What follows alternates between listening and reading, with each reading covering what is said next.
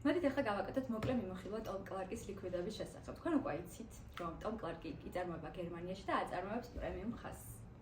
ამ ეტაპზე საქართველოში წარმოდგენილი გვაქვს 8 ნიკოტინიანი და 3 უნიკოტინო ლიკვიდი. მოდით განვიხილოთ დარქვანება. თვითონ სახელიც გვეუბნება, რომ ეს არის ვანილის არომატით, თუმცა პროფესიონალურ დივაისებში ავლეს მენთოლის არომატსაც, რაც უფრო საინტერესოს ხდის მის დაგემოვნებას. მეორე კი არის dark menthol-ი, რომელსაც აქვს საკმაოდ ძლიერი მენთოლის არომატი და განსაკუთრებით მოსწონთ ვეიპერებს, რომლებსაც ხიბლავთ საფრის შეგრძნებები.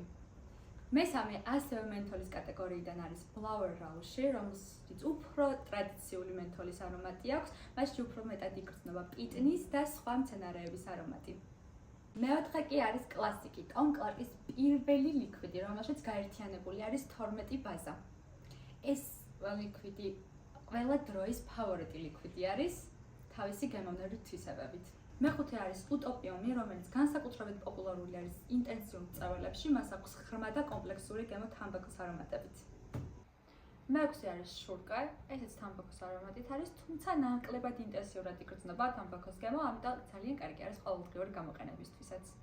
მეშვიდე ლიკვიდი არის ლავი. ამ ლიკვიდში ნამდვილად იგრძნობა სიყვარულის არომატები, თან ტკბილი, თან მიმზიდველი.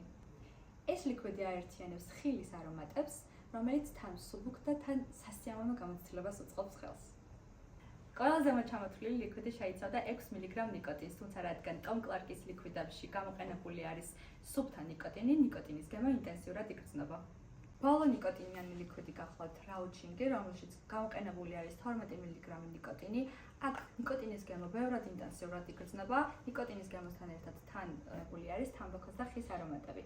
ეს ორი კომპონენტი ერთმანეთთან თანაფარდობაში გვაძლევს საკმაოდ საინტერესო გემოს.